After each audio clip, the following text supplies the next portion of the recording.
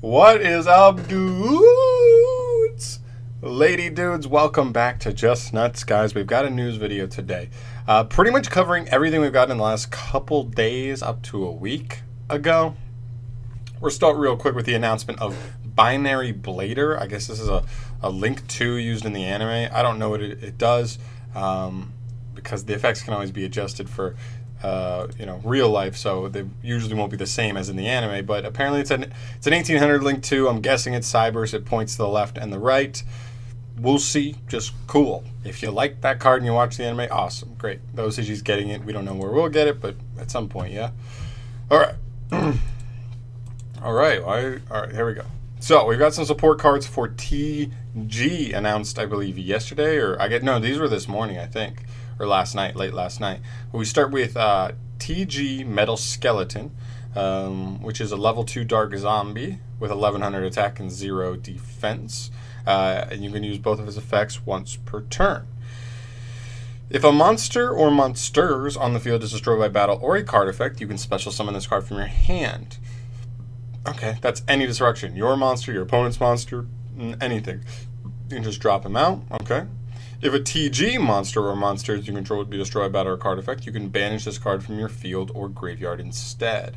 Okay, nothing crazy. I mean, his effect is fine to special summon, but like if you're going first, which I believe TG is, like you're not, maybe in the battle phase, but like you're probably trying to extend before you have to go into the battle phase, so I'm not sure.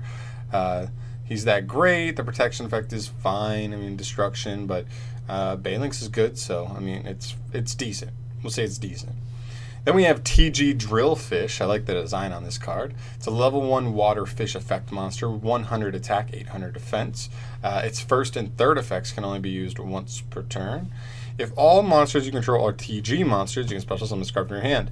Now that's a way easier, better extender, in my opinion. It's not a tuner, though, which is important to note, but we do have a Link monster, so we can do some things. Second effect says this card can attack your opponent directly for 100 damage, but, whoa. Third effect, though, when a TG monster inflicts battle damage to your opponent, you can target one monster your opponent controls and destroy it. Now, this is targeting destruction, but it does it by itself. This is a normal summon going second where you could just, like, attack direct and blow something up. This is a special summon. It could even be a normal summon. You can normal something as long as you can put a TG on the board, special this out, and then just attack to remove something. This is almost like a Meluseek. Obviously, it's not as good. Meluseek sends. Meluseek has a float effect, but this one specials from hand, whereas Meluseek doesn't. So it's like give and take a little bit. I'd say Meluseek is probably better, but this is actually a nice card. It's an extender. It's removal. It's link fodder. I'm kind of digging it. Plus, playing in time. Go second, attack for 100 damage, and win the duel 7,900 to 8,000. And then we also have a trap card called Battle Stun Sonic. It's a normal trap, so it can be trap tricked. Remember that. When an opponent's monster declares an attack, negate that attack, then you can special summon one TG monster or a level 4 or lower tuner monster from your hand or deck. So this just special summons a TG monster or any tuner from your deck. Now, this is not amazing, just for the sole fact that you have to rely on your opponent attacking you.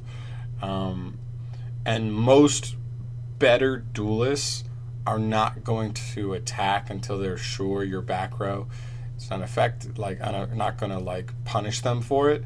So I don't see this being amazing, but it's interesting and spicy. I mean, TGs aren't going to be meta, so if you're playing it in a fun environment, then yeah, this is a cool, fun card that I think is pretty interesting to try and play. I like it, and I like that it negates the attack too. It just says no, and we have cards that literally just do that, but this also is a pretty damn good extender as well. So I like that. Cool. Then we move to a new rank 7, a generic rank 7 Xyz monster we have, which is called number 76, new number monster. Gladiel, the Melody Lumaistra. She's rank 7 fairy Xyz, a light fairy. 2,700 attack, 2,100 defense. She takes any 2 level 7, so completely generic. And the third effect is a once per turn, but the other 2 are not. This card's attribute is also treated as the same attributes of its materials. I don't think that's really super important. I guess possibly playing under, like you say, like playing in a Gozen match or something like that. Maybe this could have some relevancy, but I don't really see that affecting much else. Second effect says cannot be destroyed by battle with a monster with the same attribute as this card. Also cannot be destroyed by the effects of monsters with the same attribute as this card. Okay, so it can't be destroyed by battle or card effects of the monsters that are the same attribute as it, which could be light. Hopefully you can make this thing with the dark. That's going to probably be your best, I don't know, your most optimal situation is making this just immune to battle and destruction, or battle and card effect destruction from lights and darks, because those are going to be probably the most common in our metagame. Third effect says quick effect. That's a good start. You can target one monster in your opponent's graveyard. Detach one material from this card, and if you do, attach that monster to this card as material. Okay, so this is really nice. I like this effect a lot, actually, because you can steal an opponent's monster from their grave, which you're assuming has something to do with their archetype. If they're playing a dark archetype, you know, Orcus, steal, like, that's actually pretty good to disrupt Orcus as is. They, part of their combo, they send Harp Horror to grave, or just get Harp Horror in grave before they get to activate the effect, because assuming they don't have Babel at that point, you just steal the Harp Horror, you become immune to destruction and battle from dark monsters on top of light monsters, and also you keep them from getting the extender that is Harp Horror. Pretty cool. I like that. I mean, even so, that's almost like just a DD Crow effect, which is not even a bad disruption. Not amazing protection, but you know, it's a decent card. I think it's definitely considerable in any deck that can make rank 7s fairly easy. Then we have some new cards for Mizel. I don't know who this is. You like Mizel's Chaos style dragon deck? Get ready for more support then. I don't know, but this card's pretty cool looking. I like its design. It's called Starliege Dragon Seifert. I don't know. It's Starliege.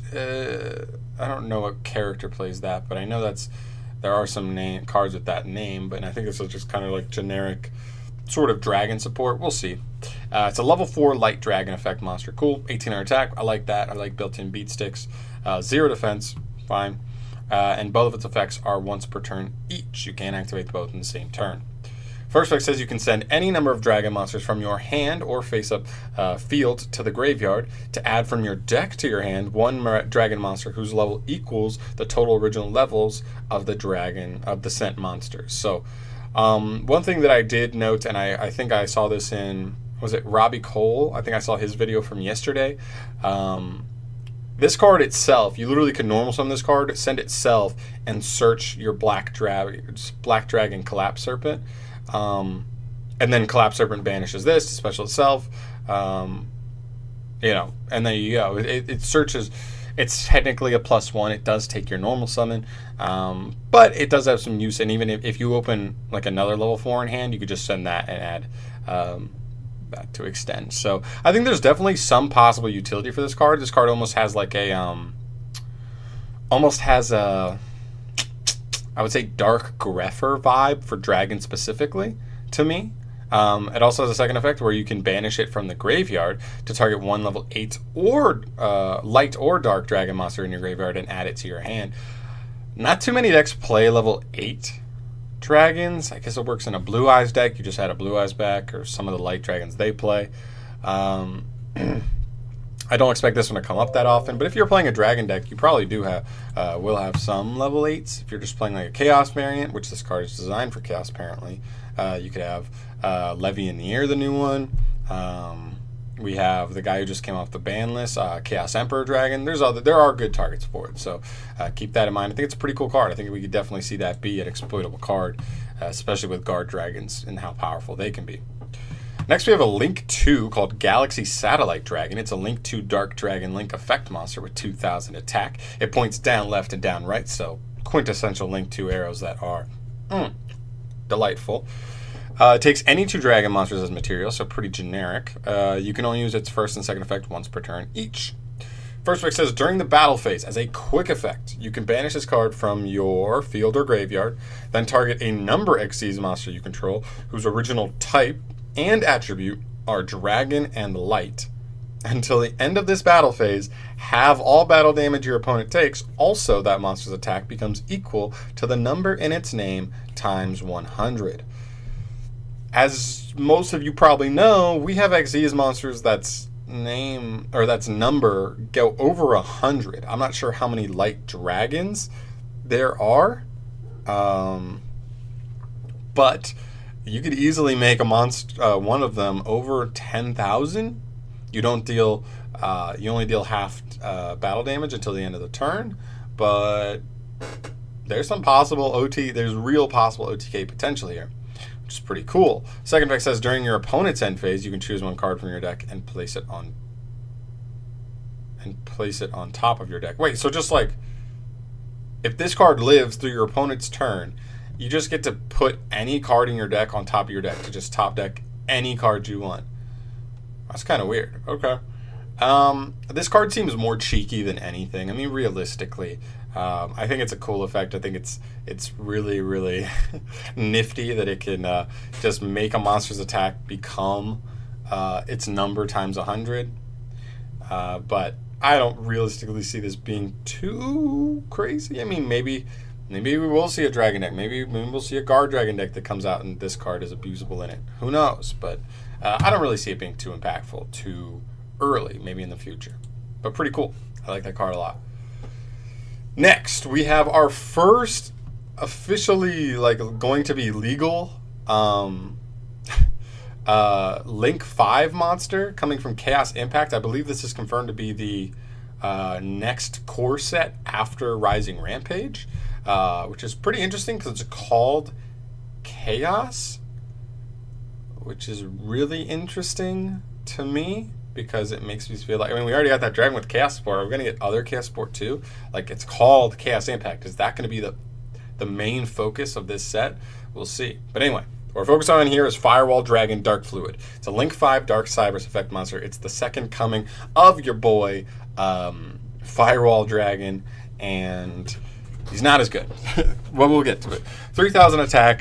His Link arrows are up, left, right, and down, right, down, left. So he opens up 2 zones for you. He points left and right if you do have to summon him down, and he does point up. So, good. I mean, if you're going to get 5 arrows, those are not bad 5 arrows. They're not the worst your 5 arrows could be. Anyway, he takes any 3 plus effect monsters. So, generic. Pretty generic, yeah.